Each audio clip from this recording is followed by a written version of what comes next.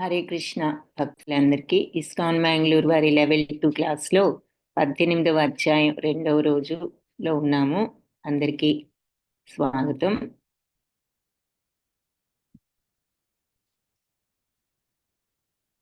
హరే కృష్ణ మాతాజీ దండవత్తాను. హరే కృష్ణ ప్రభుజీ. హరే కృష్ణ. మీరు co-host Prabhuji. Hare Krishna.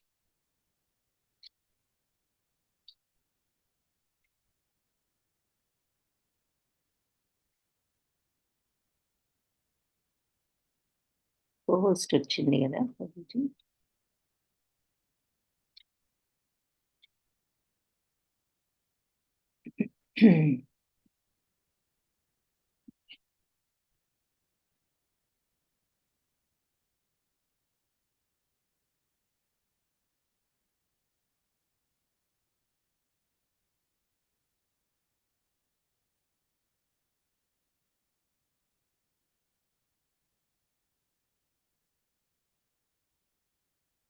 So level 2 క్లాస్లో 18వ అధ్యాయం 2వ భాగం. అందరికీ స్వాగతం. మోక్ష సన్యాస యోగం. ఓం అజ్ఞానతిమిరాంధస్య జ్ఞానాంజనశలాకయా చక్షురున్మిళితం येन తస్మై శ్రీ గురవే నమః. నమో ఓం విష్ణుపాదాయ కృష్ణప్రేష్ఠాయ భూతలే శ్రీమతే భక్తి వేదాంత స్వామి ఇతి నామినే.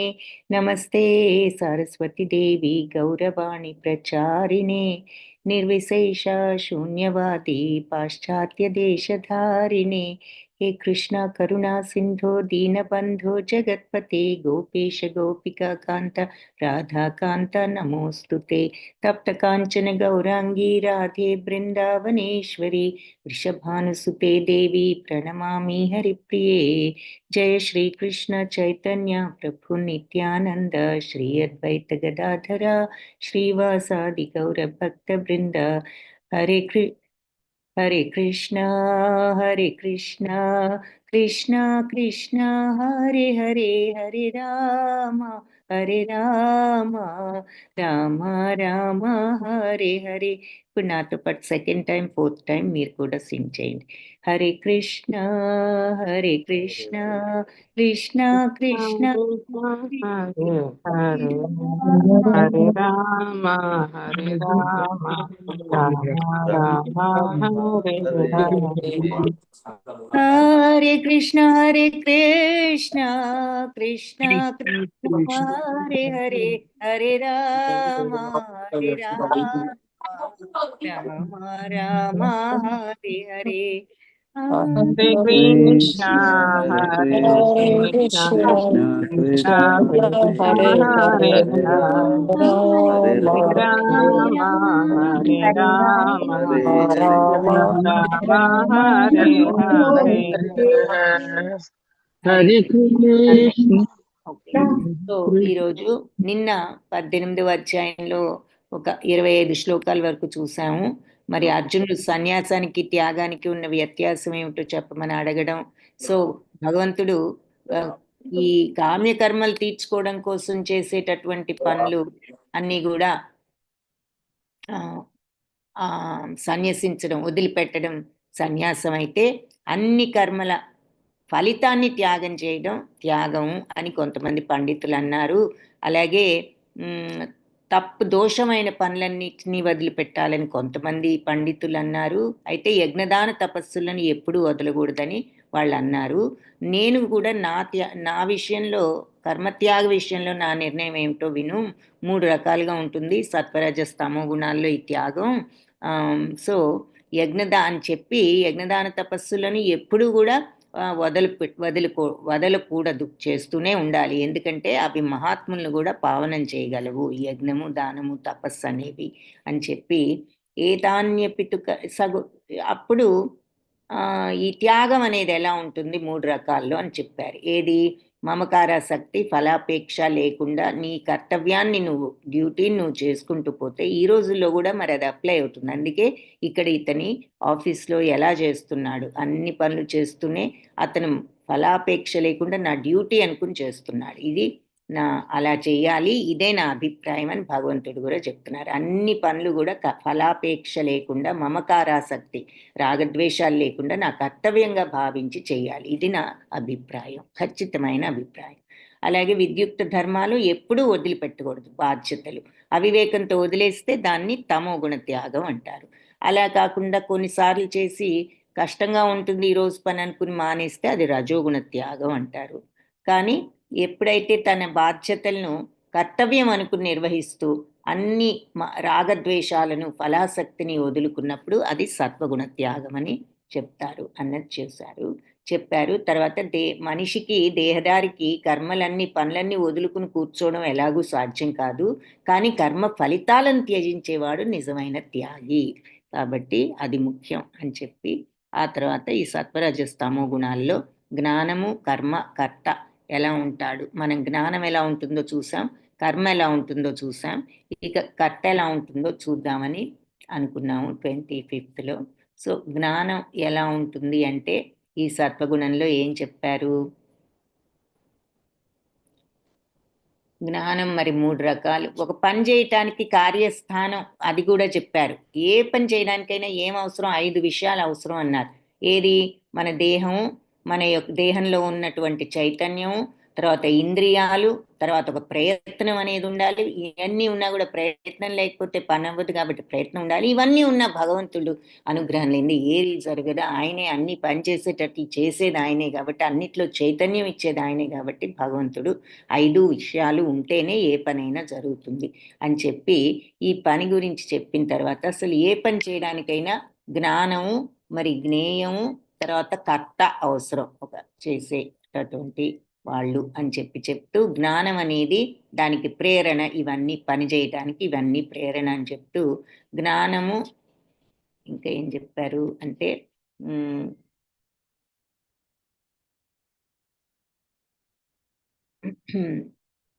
సో ఏదైనా దేహంతో కానీ మనసుతో కానీ వాక్కుతో కానీ మనిషి చేసే ఈ కర్మలన్నిటికీ కూడా ఈ 5 అంశాలే కారణం అని చెప్పి, అయితే ఈ 5 అంశాలు గుర్తించకుండా నేనే కర్తనని అనుకునేవాడు నిజంగా తెలివి తక్కువవాడు. అలాంటి మూఢుడు ఈ యథార్థాన్ని భగవంతుడిని ఎప్పుడు కూడా కాంచలేడు.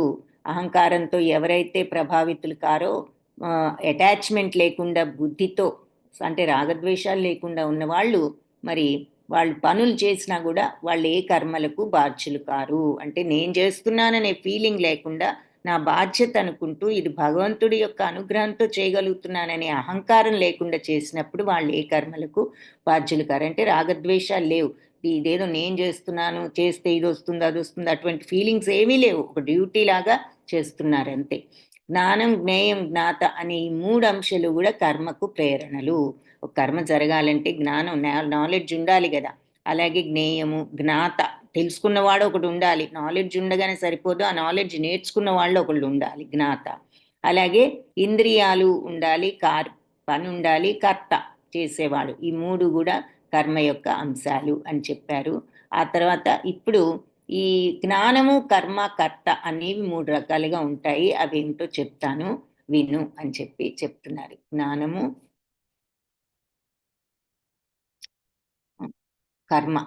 కర్మ ఎలా ఉంటుంది, సో ఇక్కడ జ్ఞానము ఆ తర్వాత కర్మ కర్త ఎలా ఉంటాయి అనేవి 3 రకాలు, అది చెప్తాను. సో జ్ఞానంలో మరి అసంఖ్యాకంగా ఉన్న జీవుల్ని వాళ్ళ యొక్క బయట ఆకారాలు కాకుండా అందరిలోనూ లోపల ఉన్నది ఒకే రకమైన ఆత్మ, భగవంతుడి ఆత్మ తత్వమే అని ఎవరైతే చూడగలుగుతారో వాళ్ళది సత్వగుణ జ్ఞానం. వీళ్ళంతా వేరు వాళ్ళు అనే భిన్న శరీరాల్లో భిన్న జీవుల్ని చూస్తున్నట్లుగా ఫీల్ అయ్యేది, ఆ డిఫరెన్సియేషన్తో భావంతో ఉన్న వాళ్ళు రజోగుణ జ్ఞానం అది. ఇక తమోగుణ జ్ఞానంలో ఏది నిజము, అసలు సత్యమేది, ఏది కరెక్ట్ అనేది ఏది కూడా కనుక్కోకుండా ఒక అల్పమైన కార్యంలో అంటే చాలా అల్పమైన కార్యం అంటే తక్కువ కార్యం అంటే ఇక్కడ తప్పు పనుల్లో లీనమయ్యి ఇది కరెక్ట్ కాదనే విషయాన్ని కూడా తెలుసుకోకుండా ఇదే గొప్ప అన్నట్లుగా చేస్తూ అలాంటి పనుల్లోనే ఉండే వాళ్ళది తమోగుణ జ్ఞానము అని చెప్తున్నారు. తర్వాత ఇక కర్మ ఎలా ఉంటుంది అంటే నియమబద్ధమైంది, అంటే మన డిసిప్లిన్డ్గా ఉన్నది, సరి అయినది, వేదాలు చేయొచ్చు అని చెప్పిన పని, సంగత్వరహితంగా అంటే అటాచ్మెంట్ రాగద్వేషాలు లేకుండా చేయబడ్డ పని, ఫలాపేక్ష లేకుండా చేయబడ్డ పని సత్వగుణ పని. అలాగే మరి కోరికలు తీర్చుకోవాలని, ఈ పని చేస్తే మనకి ఏదైనా లాభం కలుగుతుంది, తిరిగి ఏదైనా లాభం వస్తుందని ఇలా అహంకారంతో చేసేటటువంటిది రజోగుణ పని. ఇక తమోగుణ పని ఎలా ఉంటుంది అంటే భవిష్యత్తులో బంధాలు కలిగిస్తాయని కానీ, పరులకి ఇది హింస కలిగిస్తుందని కానీ, ఇంకా ఎదుటి వాళ్ళకి దుఃఖం కలిగిస్తుందని కానీ, ఇటువంటివి ఏమీ లెక్క చేయకుండా వాళ్ళు ఇష్టం వచ్చినట్లు చేసే పనులు తమో గుణానికి చెందిన పనులు. కర్మ అంటే ఇది తమో గుణంలో, రజోగుణంలో, సత్వగుణంలో కర్మ అనేది ఇలా ఉంటుంది. ఇక ఇప్పుడు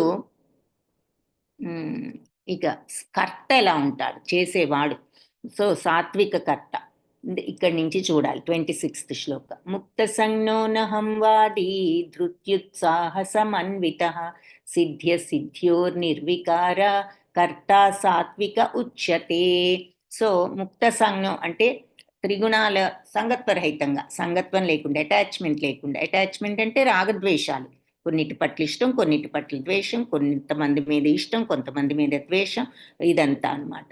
రాగద్వేషాలు, ఆ 3 గుణాలు రాగద్వేషాలు లేకుండా, అహంకారం లేకుండా, నిశ్చయంగా ఉత్సాహంతో ఏ పని చేసినా ఎందుకురా భగవంతుడా చెయ్యాలా, ఇది తప్పదు అన్నట్లుగా కాకుండా ఉత్సాహంతో, నువ్వు నిశ్చయంగా, మంచి దృఢ నిశ్చయంతో, అహంకారం లేకుండా, అటాచ్మెంట్ లేకుండా, ఇది నా బాధ్యత అనుకుంటూ, జయాపజయాలు ఎలా ఉన్నా సరే నేను సక్రమంగా నా డ్యూటీ నేను చేయాలి అనుకుంటూ తన ధర్మాన్ని నిర్వర్తించేవాడు సాత్విక కర్త.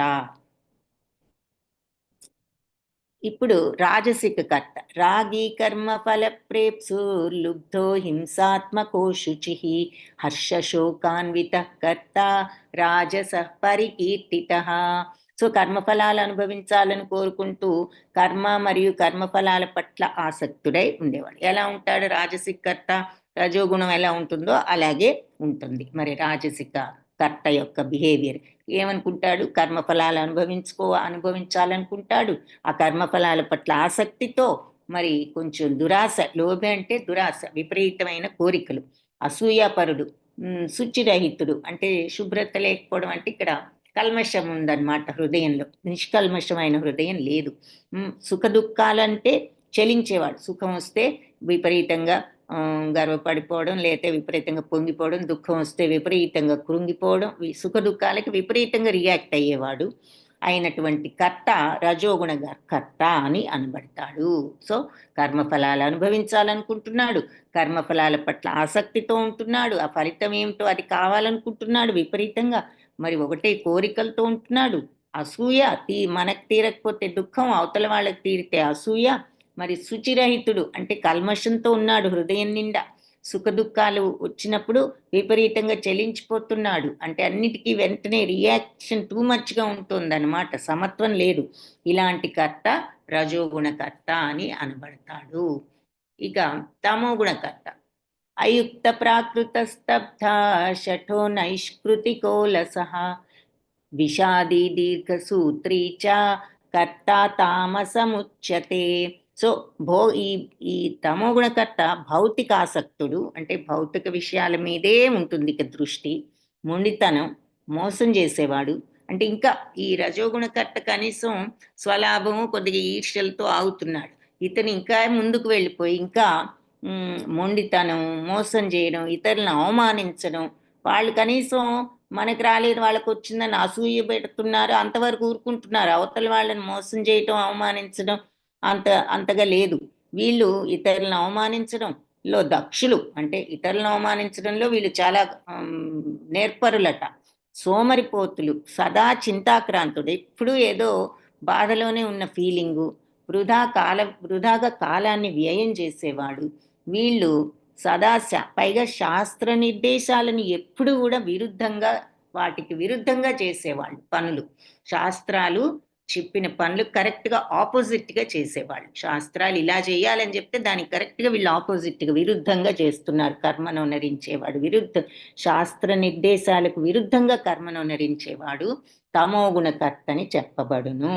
సో ఈ బ్యాడ్ బిహేవియర్లో ఉన్నవాళ్ళు, చెడు స్వభావంలోకి వెళ్ళేవాళ్ళు, అవతల వాళ్ళని అవమానించేవాళ్ళు, అవతల వాళ్ళని హింసించేవాళ్ళు, అవతల వాళ్ళని మోసగించేవాళ్ళు, సోమరిపోతులు, కాలాన్ని వేస్ట్ చేసేవాళ్ళు, శాస్త్రాలు వద్దు అని చెప్పిన పనులు చేసేవాళ్ళు, వీళ్ళంతా కూడా మరి తమోగుణ కర్తలు అని చెప్తున్నారు. సో అది కర్తలు 3 రకాలు. బుద్ధేర్భేదం ధృతేశ్చైవ గుణతస్త్రీవిధం శృణు ప్రోచ్యమానమశేషేణ పృథక్త్వేన ధనంజయ. ఇక ధనంజయ, అర్జున, త్రిగుణాలను అనుసరించి బుద్ధి ఎలా ఉంటుందో చెప్తాను విను. సో ఇప్పటి వరకు జ్ఞానం 3 రకాల జ్ఞానం చూసాం. సత్వరజస్తమో గుణాల్లో జ్ఞానం, అలాగే సత్వరజస్తమో గుణాల్లో కర్మ ఎలా ఉంటుంది ఇప్పుడు చూసాము. ఇప్పుడు లాస్ట్లో సత్వరజస్తమో గుణాల్లో కర్త ఎలా ఉంటాడు, చేసేవాడు. సాత్విక కర్త ఎలాంటి వాడు, రాజసిక కర్తని ఎవరినంటారు, తామసిక కర్తని ఎవరినంటాం అన్నది చూసాం. ఇప్పుడు బుద్ధి అనేది కూడా 3 రకాలుగా ఉంటుంది. సాత్విక బుద్ధి, రాజసిక బుద్ధి, తామసిక బుద్ధి. అది ఇప్పుడు నీకు విశదంగా చెప్తాను విను అంటున్నారు. ప్రవృత్తిం చ నివృత్తిం చ కార్యాకార్యే భయాభయే బంధం మోక్షం చ యా వేత్తి బుద్ధి సా పార్థ సాత్వికి. పార్థ, ఏ బుద్ధి ద్వారా మనిషి ఏది చెయ్యాలో ఏది చెయ్యకూడదు, దేనికి భయపడాలో దేనికి భయపడకూడదు, ఏది బంధాలను కలిగిస్తుందో ఏది మనకి ముక్తిని కలిగిస్తుందో తెలుసుకోగలుగుతాడో అలాంటి బుద్ధి సాత్వగుణ ప్రధానం, సాత్విక బుద్ధి.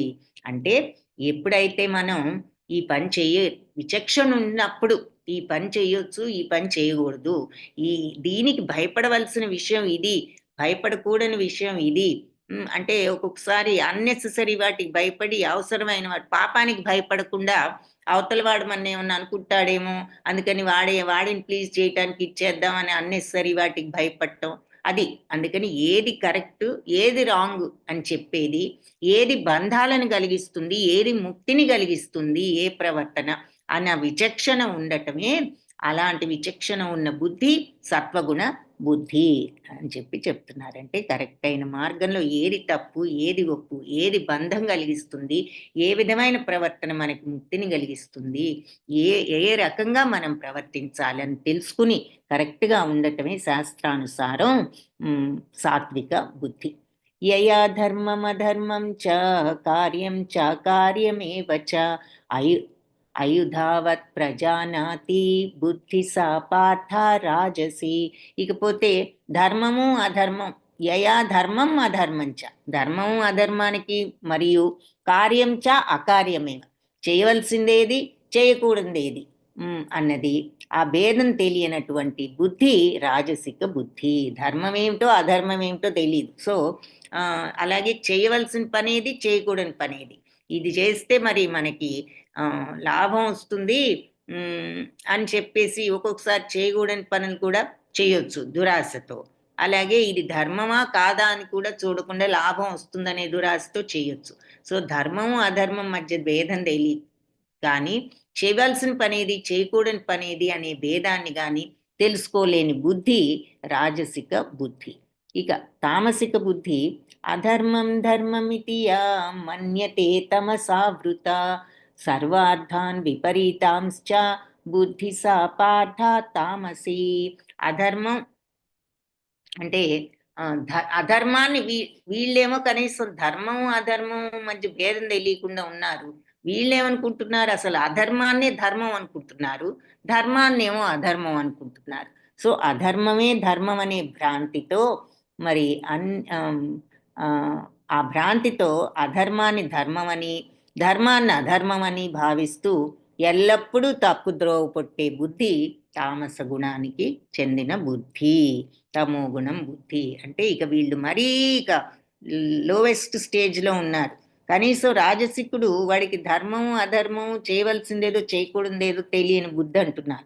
ఇది అసలు ఆపోజిట్ని కరెక్ట్ అనుకుంటున్నాడు, కరెక్ట్నేమో ఆపోజిట్ అనుకుంటున్నాడు. ధర్మాన్ని చూసి అధర్మం అనుకుంటున్నాడు, అధర్మాన్ని చూసి ధర్మం అనుకుంటున్నాడు. ఆ రకంగా ఎప్పుడు మోహంలో ఉండి అధర్మంలోనికి వెళ్తూ తప్పు ద్రోవలో ఉండే బుద్ధి తమోగుణ బుద్ధి. అంటే examples, easy examples, drinking habits ఉంటాయి, అలాగే డ్రగ్ హ్యాబిట్స్ ఉంటాయి. అది ఎంతో మరి చేయకూడని పని అని మామూలుగా చెప్తారు.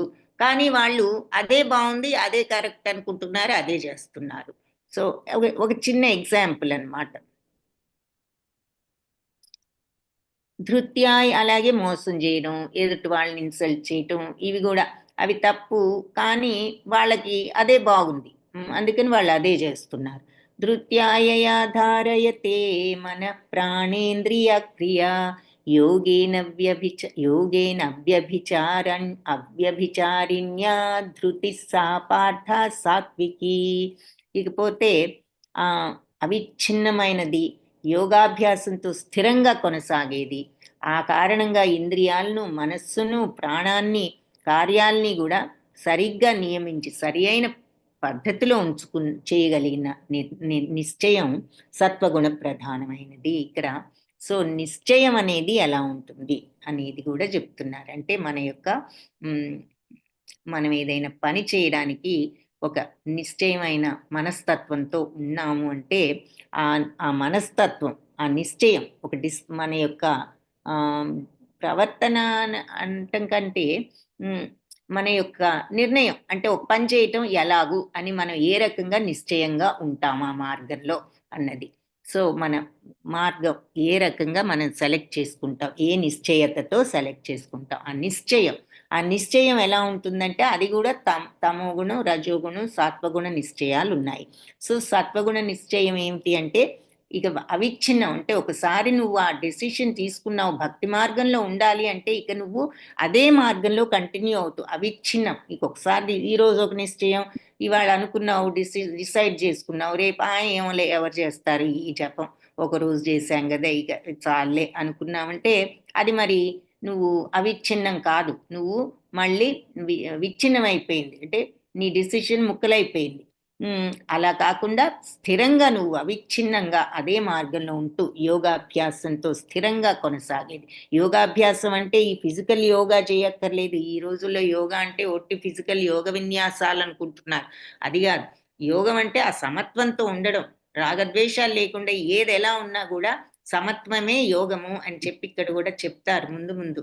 సో అందుకని మనం ఏదైనా డిసైడ్ చేసుకున్నప్పుడు ఒక మంచి మార్గంలో ఒక సాధన చెయ్యాలి అని ఆ సాధనని మధ్యలో వదిలిపెట్టకుండా దృఢ నిశ్చయంతో అదే మార్గంలో ఉండటం, అన్య మార్గంలోకి వెళ్ళటం, అనన్య అంటారు. అనన్య నిశ్చయం అంటే వేరే మార్గంలోకి వెళ్లకుండా ఇదే మార్గంలో స్థిరంగా కొనసాగుతూ ఆ రకంగా నువ్వు కొనసాగినప్పుడు నువ్వు అంత డిసిప్లిన్డ్గా ఉన్నావు అంటే ఆ కారణంగా నీ ఇంద్రియాలు, మనస్సు, నీ ప్రాణం కూడా అన్నీ కూడా కంట్రోల్లో పెట్టుకోగలుగుతావు. అలా నువ్వు ఒక దృఢ నిశ్చయంతో ఇంద్రియాలని, మనస్సుని, ప్రాణాన్ని కూడా కంట్రోల్లో పెట్టుకుని నువ్వు నీ పనులన్నిటినీ కూడా ఇలా ఈ నిశ్చయానికి అనుగుణంగా నువ్వు చేయగలిగినప్పుడు నువ్వు సత్వగుణ ప్రధానమైన నిశ్చయం అది అని చెప్పి చెప్తున్నారు.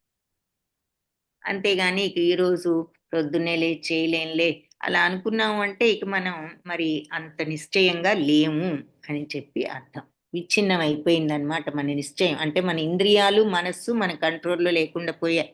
మనం ఎప్పుడైతే ఒక చెయ్యాలి, ఈ మార్గంలో ఉండాలి అనుకున్న ఆ టైంకి ఆ పని చేయగలిగాము అంటే ఆ రకంగా మనం ఇంద్రియాలని, మనస్సును కూడా కంట్రోల్లో ఉంచుకోవచ్చు.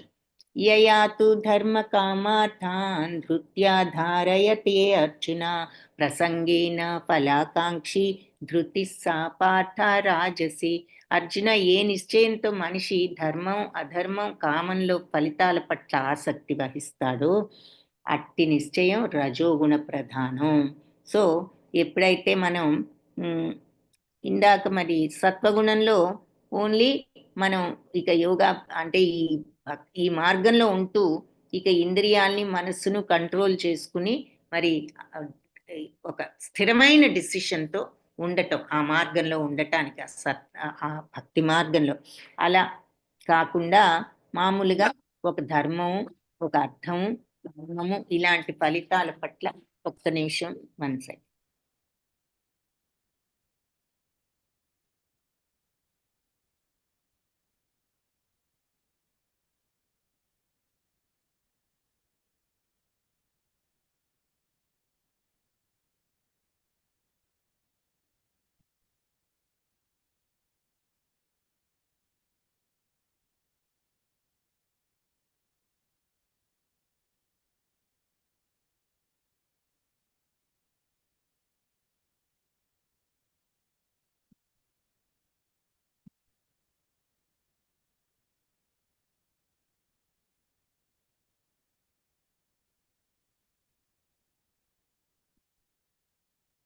ఓకే. సో నిశ్చయంలో మరి రజోగుణ నిశ్చయం అలాంటిది. ఏది ధర్మం మనిషి ధర్మము, అర్థం అంటే మరి ధనం, ఏదైనా కామము, ఇలాంటి ఫలితాల పట్ల ఆసక్తి వహించడం. అలాంటి నిశ్చయం రజో. అంటే ధర్మార్థ కామ మోక్షాలు అంటారు కదా, అంటే మనం చేయవలసిన అందులో తప్పే ఉంది అనుకుంటాం. తప్పు కాదు, కానీ మన దృష్టి ఓన్లీ దాని మీద, ప్లస్ అర్థం అంటే మన పనులు, ఇకపై అర్థం అంటే ధనము, ఆ తర్వాత కోరికలు. మరి భౌతిక ప్రపంచంలో ఏదో అది కావాలి ఇది కావాలంటూ కొంచెం ఎక్కువ కోరికలతో ఆ ఫలితాల పట్ల ఆసక్తి. ఎప్పుడైతే పనులు చేయడంలో తప్పులేదు, మన బాధ్యతలు నిర్వర్తించడంలో తప్పులేదు, కానీ ఈ కామానికి, ఫలితాలకి మనం ఎప్పుడైతే ఆసక్తికి లోబడిపోతామో అప్పుడు రజోగుణంలోకి వెళ్ళిపోతాం అన్నమాట. కాబట్టి ధర్మార్థ కామాలను మీద ఆసక్తితో ఉన్నారు, మోక్షం మీద కన్నా. సో అప్పుడు అది రజోగుణ ప్రధానమైనది. సో మోక్షం మీద లేదు, కానీ ధర్మము, అర్థము, కామం మీద ఉన్నది. అప్పుడు అది రజోగుణ నిశ్చయం. వాళ్ళ నిశ్చయం వాటి మీద ఉందన్నమాట, అందుకని రజోగుణ నిశ్చయం. ఇక తమోగుణ నిశ్చయం ఎలా ఉంటుందంటే, యయా స్వప్నం భయం శోకం విషాదం మదమేవచ నవిముంచితి దుర్మేధా ధృతి సా పార్థ తామసి. ఏదైతే కలను, భయాన్ని, శోకాన్ని, మరి విషాదం అంటే దుఃఖాన్ని, మదం అంటే మరి ఒకలాంటి మదము అంటే భ్రాంతి, మోహము, నిశ్చయంగా ఇట్లాంటి వాటిని దాటలేనిటువంటి దుర్మేధ అంటే మందబుద్ధి, అలాంటి ధృతి అంటే ఇక్కడ నిశ్చయం అంటున్నారు. అలాంటి ధృతి మరి తమో గుణానికి సంబంధించిన ధృతి. కాబట్టి పార్థ స్వప్నం అంటే కళ, భయం, శోకం, విషాదం, భ్రాంతి అనే వాటిని దాటలేనటువంటి మందబుద్ధి. అంటే కొంతమంది చూడండి ఎప్పుడు ఇక కళల్లోనే ఉంటారు.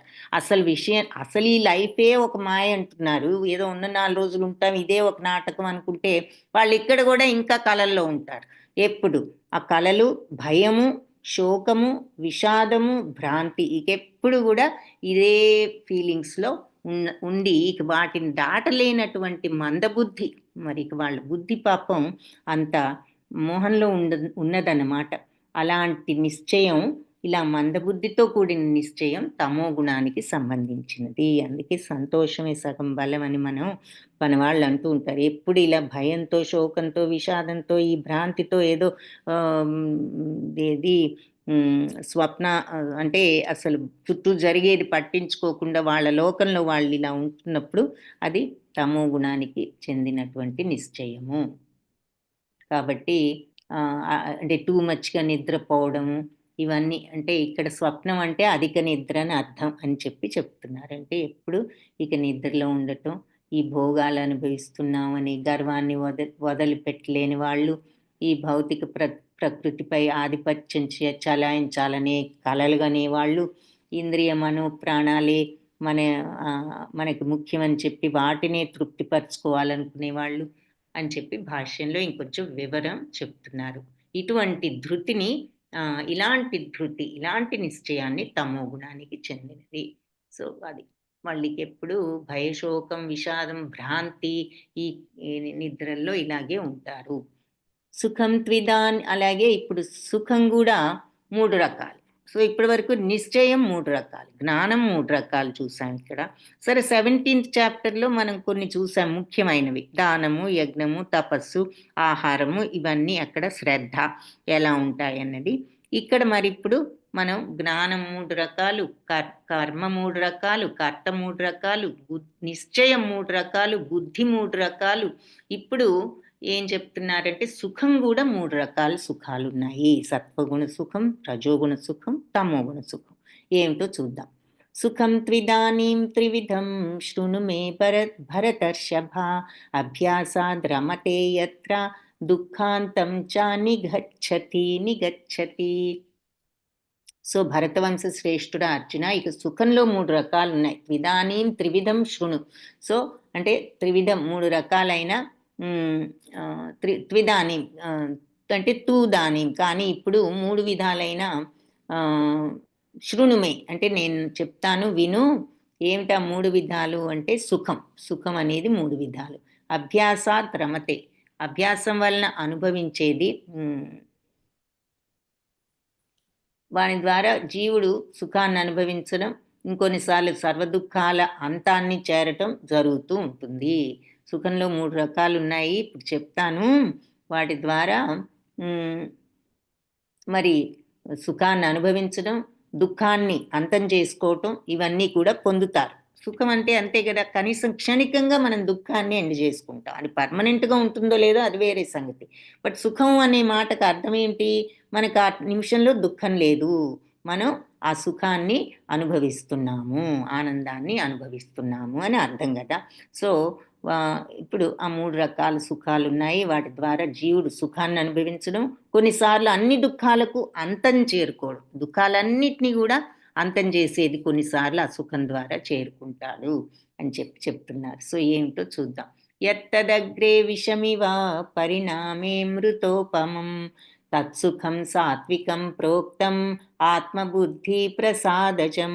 ఇక ఆది నుంచి విషప్రాయంగా ఉండి చివర్లో అమృతంతో సమానం మరియు ఆత్మానుభూతి పట్ల మనిషిని జాగృతం చేసేటటువంటి సుఖం సత్వగుణ ప్రధానం. సో మొదట్లో కష్టంగా ఉంటుంది, కానీ విషంలాగా ఉంటుంది. తర్వాత అమృతంతో సమానంగా అనిపించి మనిషిని ఆత్మానుభూతి వైపు తీసుకువెళ్ళేటటువంటి సుఖం సత్వగుణ సుఖం. సో అది ఏమిటి? భక్తి మార్గం. మరి మొదట్లో మనకి ఈ భక్తి మార్గంలో భగవంతుని తలుచుకోవడం, ఆయన్ని ధ్యానం చేయడం, ఆయన్ని స్మరించడం చాలా కష్టం అనిపిస్తుంది. మరి అదేదో అమ్మో అంత ఈజీ కాదు. అదే ఏ సినిమాను చూడమంటే, లేదంటే ఏదో ఇంకాసేపు పడుకోమన్నా మనకు బాగుంటుంది. ప్రొద్దున్నే లేచి మరి నామజపం చేయాలంటే కష్టం అనిపించవచ్చు. అది విషంతో సమానం అని మొదట్లో అనిపించిన తర్వాత అలవాటైన కొందికి అది మనకిచ్చే ఆనందంతో అది మనకి అమృతంతో సమానం. ఆ తర్వాత ఆత్మానుభూతి వైపుకి తీసుకువెళ్ళగలిగే మార్గాలు అంటే ఈ ఆధ్యాత్మిక సాధనలు. సో ఈ రకంగా అంటే ఒట్టి నామజపమే కాదు, ఆ నామజపంతో మనస్సు పవిత్రీకరణ జరుగుతుందన్నమాట. కల్మషరహితులం అవుతాం, రాగద్వేషరహితులం అవుతాం.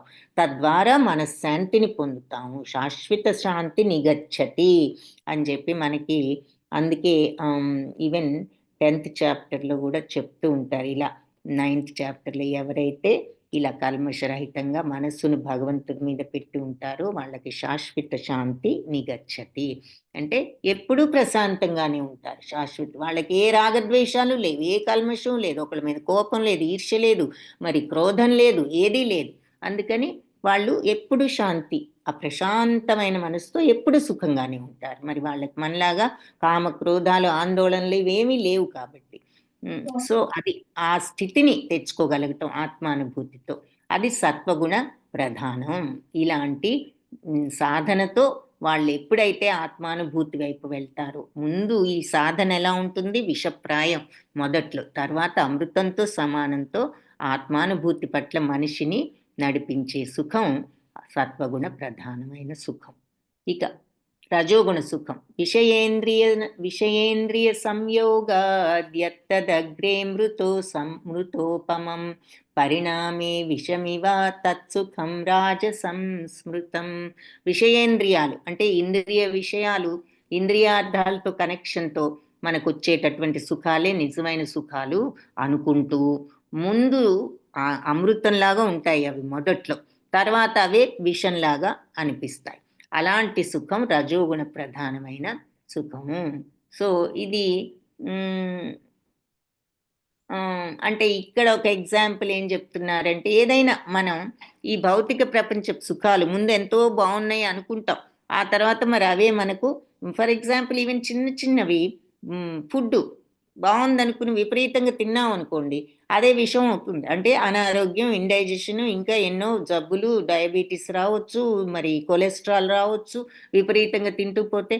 మరి తినేటప్పుడు బ్రహ్మాండంగా రుచిగానే ఉంటుంది, తర్వాత మరి దానివల్ల ఎన్నో అనర్థాలు వస్తాయి విపరీతంగా తిన్నామంటే. అదొక ఎగ్జాంపుల్. సో ఏదైనా ఈ ఇంద్రియ సుఖాలు. అలాగే మరి టీవీ ఉంది, ఏదో ఒక అరగంట చూసి ఊరుకుంటే బాగానే ఉంది, ఈ షో బాగుంది, ఈ షో బాగుందంటూ మనం ఒకదాని తర్వాత ఒకటి చూస్తూ కూర్చున్నామంటే ఇంకా మనకి ఏ పని జరగదు, అది చెడు అలవాటుగా మారిపోతుంది. సో ఇవన్నీ ఏమిటంటే ముందు అమృతంలాగా ఉంటాయి, తర్వాత అవే మనకు విషప్రాయం అవుతాయి. సో అలాంటి సుఖాలు మరి రజోగుణ సుఖం అని చెప్పి చెప్తున్నారు. మొదట్లో అమృతంలాగా ఉండి తర్వాత ఏదైతే మనకి చెడు చేస్తాయో అవన్నీ రజోగుణ సుఖాలు. ఇక తమోగుణ సుఖం యదగ్రే చానుబంధే చ సుఖం మోహనమాత్మనః నిద్రాలస్య ప్రమాదోత్థం తత్తామసముదాహృతం. ఇక ఏదైతే అగ్రే బిగినింగ్లోనూ కూడా అంతంలో అనుబంధే చివర్లో కూడా సుఖం మోహాన్ని కలిగిస్తుందో అది మరి నిద్రాలస్య ప్రమాదోత్తం. అంటే నిద్ర ఆలస్య అంటే సోమరితనం, ప్రమాద అంటే భ్రాంతిలో ఉండటం, అంటే ఏదో మైకంలో మోహంలో వాళ్ళ ఓన్ ప్రపంచంలో ఉండటం, భ్రాంతితో ఉన్నది. ఇవన్నీ కూడా తమో గుణానికి చెందిన సుఖాలు. కాబట్టి ఆత్మానుభవ దృష్టే లేదిక. ఆది నుంచి అంతం వరకు కూడా మోహంతోనే నిండి ఉన్నది. సో మొదటి నుంచి చివరి వరకు కూడా మోహంలోనే ఉంది వాళ్ళ బుద్ధి. నిద్ర సోమరితనం భ్రాంతుల నుండి ఉద్భవించింది. ఇలాంటి సుఖం ఇక వాళ్ళు ఎప్పుడు నిద్రపోతూ ఇదే సుఖం అనుకుంటారు, ఏ పని చేయకుండా కూర్చుని ఇదే బాగుందనుకుంటారు. ఇక వాళ్ళ మోహంలో వాళ్ళ మైకంలో కూర్చుని వాళ్ళు ఇదే అనుకుంటూ ఉన్న అలాంటి సుఖం తమోగుణ సుఖము. నతదస్తి పృథివ్యాం వా దివి దేవేషు వా పునః సత్వం ప్రకృతి జైర్ముక్తం యథేభిస్యాత్రిభిర్గుణై. సో ఈ ప్రకృతి త్రిగుణాల నుంచి బయటపడ్డ జీవుడు భూలోకంలో గాని ఊర్ధ్వలోకంలో గాని దేవలోకంలో గాని ఎక్కడా లేడు అని చెప్తున్నారు. ఈ సత్వరజస్తమో గుణాల నుంచి మూడిటి నుంచి కూడా బయటపడ్డవాడు ఎక్కడా లేడు, ఇక్కడ లేడు, భూలోకంలో దేవలోకంలో లేడు అని చెప్పి చెప్తున్నారు. అంటే సమస్త విశ్వాలపై ఈ త్రిగుణ ప్రభావం ఎలా ఉంది అనేది భగవంతుడు ఇక్కడ మళ్ళీ అంత స్ట్రాంగ్ ఇన్ఫ్లుయెన్స్ ఉంది ఈ గుణాలకు. ప్రతి ఒక్కళ్ళు ఏదో ఒక గుణానికి లొంగే ఉంటున్నారు. ఈ గుణాల నుంచి బయటపడ్డవాడు ఎవరు లేరు అని చెప్పి చెప్తున్నారు. బ్రాహ్మణ క్షత్రియ విషాం శూద్రాణాం చ పరంతప కర్మాణి ప్రవిభక్తాని స్వభావ ప్రభవైర్గుణై. కాబట్టి మనం ఈ గుణాల్లో కనీసం సత్వగుణానికి వెళ్ళడానికి మనం ప్రయత్నించాలి. ఇక్కడ ఏం చెప్తున్నారంటే ఇక ప్రకృతి యొక్క ఈ త్రిగుణాలను అనుసరించి గుణ స్వభావాలను బట్టి మరి నేను ఈ మనుషులందరూ కూడా బ్రాహ్మణులని, క్షత్రియులని, వైశ్యులు, విషాం అంటే వైశ్యులని, శూద్రులని విభజింపబడతారు. సో మనం ఏదో పుట్టుకతో వీళ్ళు బ్రాహ్మణ కుటుంబంలో పుట్టారు కాబట్టి బ్రాహ్మణులు, క్షత్రియులు కాబట్టి క్షత్రియులు, వీళ్ళు ఇలా అనుకుంటూ ఉంటాం వైశ్యులు అని. కానీ అసలు పుట్టుకతో సంబంధం లేదు, వాళ్ళ గుణాలను బట్టి వీళ్ళని ఈ రకంగా విభజించారు అని ఇక్కడ చెప్తున్నారు భగవంతుడు క్లియర్గా. శమోదమంతప శౌచం శాంతిరార్జవమేవ చ. సో ఆ గుణాలు ఏమిటో చూస్తున్నాం ఇప్పుడు. ఈ బ్రాహ్మణ గుణాలు, క్షత్రియ గుణాలు ఏమిటి, వైశ్య గుణాలు, శూద్ర గుణాలు. శమోదమంతప శౌచం శాంతిరార్జవమేవ చ జ్ఞానం విజ్ఞానమాస్తిక్యం బ్రహ్మకర్మ స్వభావజం. సో శమ అంటే శాంతి, అంటే మనస్సును కంట్రోల్ చేసుకుని శాంతంగా ఉండగలుగుతాం. దమ అంటేనేమో ఇంద్రియాలను నిగ్రహించగలుగుతాం. శమ అంటే మనస్సును నిగ్రహించుకోవడం, దమ అంటే ఇంద్రియాలను నిగ్రహించుకోవడం, అంటే కంట్రోల్ చేసుకోగలగడం. శౌచం అంటే శుభ్రత, అంటే పవిత్రత్వం. శౌచం అంటే శారీరక శుభ్రతే కాదు, మానసికంగా శుభ్రత, అంటే పవిత్రమైన మనసుతో కల్మషం లేకుండా, రాగద్వేషాలు లేకుండా, ఏ చెడు భావాలు లేని మనసు. శాంతి అంటే పేషెన్స్, ఓర్పు, సహనం. ఆర్జవం అంటే నిజాయితీ. ఇవన్నీ కూడా నిశ్చయంగా ఏవచ్చ. జ్ఞానం అంటే మరియు వాళ్ళు జ్ఞానము, విజ్ఞానము అంటే అనుభవపూర్వక జ్ఞానం. అస్తిక్యం అంటే ఏది ధర్మాన్ని ఫాలో అవ్వడం. బ్రహ్మకర్మ అంటే బ్రాహ్మణుని యొక్క ధర్మము. స్వభావజ అతనికి ఇది ఆటోమేటిక్గా అతని మనస్తత్వం ఇలా ఉంటుంది. సో శాంతము, ఇంద్రియ నిగ్రహము, తపస్సు, పవిత్రత, సహనం, నిజాయితీ, జ్ఞానం, విజ్ఞానం, ధార్మిక చింతన, ఇవన్నీ కూడా సహజ లక్షణాలుగా ఉన్న వాళ్ళు బ్రాహ్మణులని బ్రాహ్మణ కర్మలు చేస్తారు. బ్రాహ్మణులు చేసే పనులు ఇలాంటి స్వభావం ఉన్న వాళ్ళు చేస్తారు. సో ఇవి బ్రాహ్మణ గుణాలు, లక్షణాలు అన్నమాట ఇవి. ఇక ఇక్కడ మనం చూద్దాం దాన్ని. ఇది సో 4 రకాలుగా గుణాలను బట్టి బ్రాహ్మణులు, క్షత్రియులు, వైశ్యులు, తర్వాత శూద్రులు అని విభజింపబడ్డారు. వాళ్ళ గుణాలను బట్టి, స్వభావాలను బట్టి. సో బ్రాహ్మణ గుణాలు శాంతి, ఇంద్రియ నిగ్రహణ, తపస్సు, స్వచ్ఛత, సహనం, చిత్తశుద్ధి, జ్ఞానం, విజ్ఞానం మరియు ఇహపరలోకాలపై విశ్వాసం. ఇవన్నీ కూడా బ్రాహ్మణ గుణాలు. వాళ్ళు ఈ బ్రాహ్మణ గుణాలతో ఇవి చేస్తూ ఉంటారు. తర్వాత శౌర్యం తేజో ధృతిర్దాక్ష్యం యుద్ధే చాప్యపలాయనం దానమీశ్వర భావశ్చ క్షాత్రం కర్మ స్వభావజం.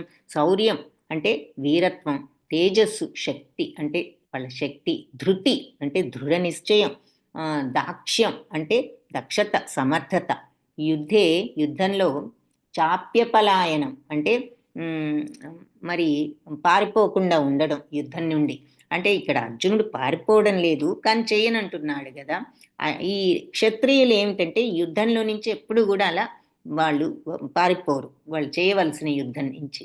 దానం అంటే దానం ఇచ్చే లక్షణం. ఈశ్వర భావశ్చ అంటే నాయకత్వ సామర్థ్యత అన్నమాట. నాయకుడికి ఉండవలసిన నాయకత్వ భావం అంటే నాయకుల ఉండవలసిన సామర్థ్యం. క్షాత్రం అంటే క్షత్రియుడికి సంబంధించిన కర్మలు, వాళ్ళ ధర్మాలు, స్వభావజం వాళ్ళ యొక్క స్వీయ ప్రకృతి. వాళ్ళ ప్రకృతి అంటే వాళ్ళ గుణం ఇలా ఉంటుంది. శౌర్యము, శక్తి, దృఢ నిశ్చయం, దక్షత, యుద్ధంలో ధైర్యం, ఔదార్యం, మరి నాయకత్వం లక్షణాలు ఇవన్నీ క్షత్రియులకి సహజమైన స్వభావాలు. సో క్షత్రియ గుణాలు శౌర్యం, బలం, ధైర్యం, ఆయుధ విద్యలో నైపుణ్యం, ఇవన్నీ మరి యుద్ధంలో నుంచి వెనుదిరగని సంకల్పం, విశాల హృదయంతో ఉండే దయాగుణం, ఇవన్నీ మరియు నాయకత్వ సామర్థ్యం. ఇవి క్షత్రియ గుణాలు. ఇక వైశ్య గుణాలేమిటి? కృషి, గోరక్ష, వాణిజ్యం, వైశ్య కర్మ స్వభావజం, పరిచర్యాత్మకం కర్మ శూద్రస్యాపి స్వభావజం. సో కృషి అంటే వ్యవసాయం, ఇక్కడ గోరక్షణ గోవులను రక్షించడం, వాణిజ్యం వ్యాపారము, వర్తకము, వైశ్య కర్మల యొక్క స్వభావము, వైశ్యులకు చేసే పనుల యొక్క స్వభావాలు ఇలా ఉంటాయి. ఇక పరిచర్యాత్మకం కర్మ అంటే సేవారూపంలో చేసే పనులు శూద్రులకు అపి వాళ్ళ యొక్క స్వభావము అని చెప్తున్నారు. సో వ్యవసాయం, గోరక్షణ, వాణిజ్యం అంటే వ్యాపారం, ఇవన్నీ వైశ్యులకి సహజ స్వభావం అయితే వాళ్ళకి ఇలాంటి కర్మలు చేయాలని సహజ స్వభావం వాళ్ళకు ఉంటుంది. ఇక అందరికీ సేవ చేయాలి, పని చేయడం, అందరికీ పరులకు సేవ చేయాలి అనేది శూద్రులకు సహజ స్వభావము అని చెప్తున్నారు. సో అది సో వైశ్య గుణాలు వ్యవసాయం, గోరక్షణ, వ్యాపారం ఇవన్నీ కూడా వాళ్ళకి సహజ సిద్ధమైన పనులు వాళ్ళ స్వభావానికి. శూద్ర గుణాలేమో పనులు చేయడం, అందరికీ సేవ చేయడం అనేది వాళ్ళ యొక్క స్వభావ సిద్ధమైన లక్షణం. సో ఇక్కడ ఆ 3 గుణాల గురించి, 4 విభజన గురించి, వాళ్ళ గుణాల గురించి కూడా చెప్పారు.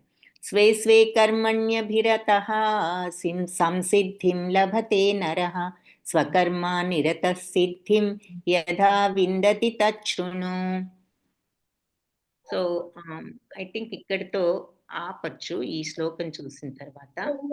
మనిషి తన గుణానికి సంబంధించిన కర్మను చేయడం ద్వారా పూర్ణత్వాన్ని పొందగలడు అని చెప్తున్నారు. సో ఈ గుణాలు 4 రకాల గుణాలు ఉన్నాయి అంటే ఈ గుణాలను బట్టి 4 రకాలుగా విభజించానని చెప్తున్నారు కదా.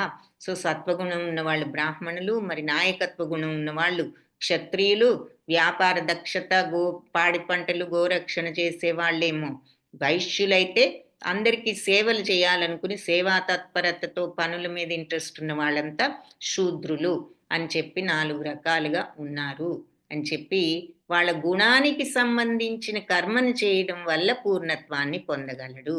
ఇక దీనిని ఏ విధంగా వనరింపవచ్చు అనేది నా నుండి ఇప్పుడు విను అని భగవంతుడు ఇది చెప్తారనమాట. నెక్స్ట్ సో 45 శ్లోకాస్ ఫినిష్ చేశాం కదా.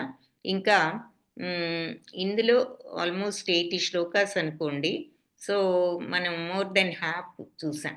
ఇక మిగిలిన 46 నుంచి 78 శ్లోకాలు ఉన్నాయి. అంటే 56, 66, 70 ఇంకా 32 శ్లోకాలు. సో ఇవి మనం నెక్స్ట్ క్లాసెస్లో చూడొచ్చు. నెక్స్ట్ వీక్ 2 క్లాసెస్లో. అంటే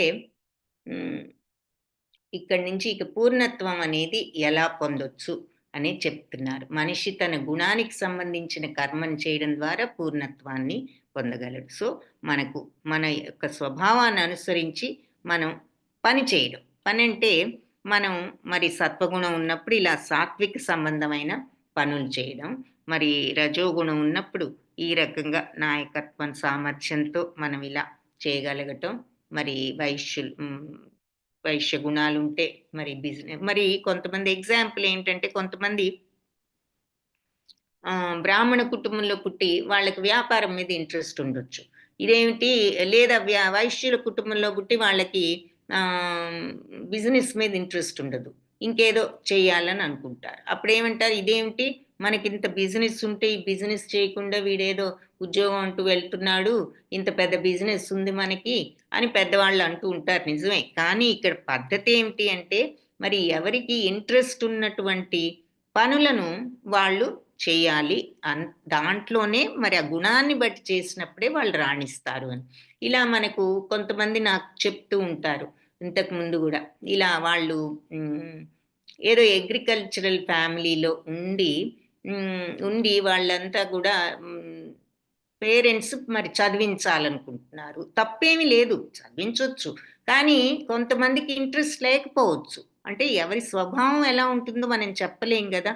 ఆ ఫ్యామిలీలో పుట్టారు, మనందరం చదువుకోవాలనుకుంటే మిగిలిన వాళ్ళంతా ఎంటెక్లు అవన్నీ చదివారు. ఇతను వెళ్ళాడు, వద్దు నేను చదవను, నాకు వ్యవసాయం మీద ఇంట్రెస్ట్ అన్నా వాళ్ళు వద్దు చదువుకోవడం మంచిది అని జనరల్గా ఈ రోజుల్లో మరి అందరూ చెప్తున్నారు కదా. పేరెంట్స్ కూడా వెళ్ళి చదువుకున్నాడు, అతను అన్నీ అయిపోయిన తర్వాత చివరికి మళ్ళీ వచ్చి అతను ఆ వ్యవసాయంలోనే ఎంతో సక్సెస్ఫుల్గా చేయగలిగాడట. మరి అది అంటే జాబ్లోకి వెళ్లకుండా. సో చదివించారు పేరెంట్స్. చదువుకోకపోతే మరి బాధ కదా మన వాడు చదువుకోలేదని. సో అతను అన్ని ఇంజనీరింగో ఏదో చదివి కూడా తర్వాత మళ్ళీ వచ్చి ఇందులోనే సక్సెస్ఫుల్గా ఉన్నాడు అన్నది ఎవరో ఒకసారి క్లాస్లో షేర్ చేశారు. అంటే మన గుణాలకు తగ్గట్లుగా ఉండటం అంటే మనం కూడా వాళ్ళ ఇష్టానుసారం కొన్నిసార్లు పిల్లలకు తెలియక చిన్నతనంలో ఏదో వాళ్ళు అది ఇది అంటే కరెక్ట్ చేయడంలో తప్పలేదు. కానీ ఒక బాధ్యత వచ్చిన ఏజ్ తర్వాత ఒక్కొక్కసారి వాళ్ళకి ఏది మంచిదో వాళ్ళకి దేని మీద ఇంట్రెస్ట్ ఉంటుందో అది చేయనీయకపోతే కూడా ఒక్కొక్కసారి కరెక్ట్ కాదు. కొన్నిసార్లు మనం చెప్పి వాళ్ళని ఫోర్స్ చేసి పంపిస్తే వాళ్ళు దాని మీద ఇంట్రెస్ట్ పెంచుకోగలిగితే ఓకే. కానీ పెంచుకోలేకపోతే మళ్ళీ అందులో వాళ్ళు సక్సెస్ఫుల్గా చేయలేకపోవచ్చు. సో ఏదేమైనా ఇక్కడ అర్థం ఏమిటి అంటే అందుకని ఎవరి యొక్క గుణాలకు వాళ్ళ యొక్క స్వభావాన్ని అనుసరించిన పని వాళ్ళు చేస్తే సక్సెస్ఫుల్ అవుతారు. అంతేగాని వాళ్ళకి ఆ స్వభావం లేకుండా దానికి తగ్గ పని చేయమన్నాము అంటే కష్టం. ఎవరి స్వభావానికి సూట్ అయ్యే పని వాళ్ళు చూసుకోవాలి అని ఇక్కడ అర్థం. సో ఆ శాంత మనస్తత్వం ఉన్నవాళ్ళు మరి వైశ్య కుటుంబంలో పుట్టిన అలాంటి మనస్తత్వం ఉన్న వాళ్ళు టీచర్లే అవ్వాలనుకుంటారు. వాళ్ళు నలుగురికి చదువు చెప్పి ఉపయోగంగా మరి ఏ ప్రొఫెసర్లు అవ్వచ్చు కావాలంటే అలా వాళ్ళు సత్వగుణంలో ఉన్నవాళ్ళు కాబట్టి. ఇవి కొన్ని ఎగ్జాంపుల్స్ అన్నమాట. మనం ఈ రోజుల్లో కూడా వీడేమిటి ఇలా వైశ్య కుటుంబంలో పుట్టి ఇలా ఏదో బ్రాహ్మణ పనులు చేస్తున్నాడు అని అనుకోవచ్చు. కానీ అది అతని గుణానుసారం చేయవలసిన పని. ఎవరైనా పుట్టుకను బట్టి కాదు, వాళ్ళు అలవర్చుకున్న గుణాలను బట్టి వాళ్ళకి ఏ గుణం ఉంటే ఆ రకమైన పనులు చేస్తారు అని చెప్తున్నారు. అది. సో ఇక్కడితో ఈరోజు మరి స్టాప్ చేద్దాం. కాబట్టి అది మనిషి గుణానికి సంబంధించిన కర్మ చేయడం ద్వారానే పూర్ణత్వం పొందగలం. సో ఇష్టం లేకుండా మన గుణానికి వ్యతిరేకంగా ఏదైనా చేసినా మనం దానిలో సక్సెస్ అవ్వలేము, కరెక్ట్గా చేయలేము. మనం ఎందులో మనస్ఫూర్తిగా మన మనసు ఎక్కడుంటుందో ఆ పనిని మనం కరెక్ట్గా చేయగలం. కాబట్టి అందులోనే పూర్ణత్వాన్ని పొందుతారు. ఇక ఈ రకంగా దీన్ని ఏ విధంగా చేయొచ్చో నా నుంచి విను అని చెప్పి ఇప్పుడు చెప్పడం ప్రారంభిస్తారనమాట. ఏ రకంగా పూర్ణత్వాన్ని తెచ్చుకోవచ్చు అని చెప్పి. సో మరి ఇది నెక్స్ట్ క్లాస్లో చూద్దామా? ఈ 38 శ్లోకాస్ అంటే ఇంకా ఆల్మోస్ట్ 15 శ్లోకాస్, 16, 17 శ్లోకాస్ చేస్తే అయిపోతుంది అనుకుంటాను.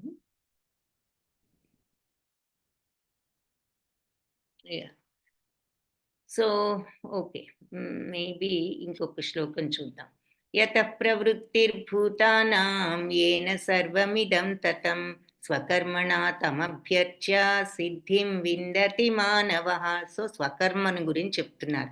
అంటే మన డ్యూటీ ఏమిటి అంటే మన స్వభావాన్ని బట్టి, మన గుణాన్ని బట్టి మనం ఎంచుకున్నటువంటి మనం చేయవలసిన బాధ్యతలు.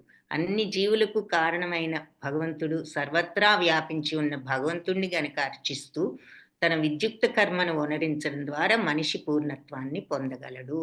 ఇక్కడ మళ్ళీ మనకి 7th, 8th చాప్టర్స్లో చెప్తారు ఈ విషయం.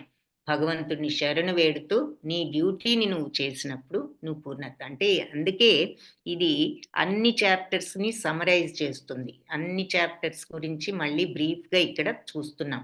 మరి 4 రకాలుగా విభజించారు గుణాలను బట్టని 3rd చాప్టర్లో చూసాం మనం. 3rd చాప్టర్లో అది ఇక్కడ ఇప్పుడు మళ్ళీ చూసాం. సో ఆ 4 రకాల విభజనలు, వాళ్ళ గుణాలు ఎలా ఉంటాయో ఇక్కడ ఇంకా క్లియర్గా చూసాం.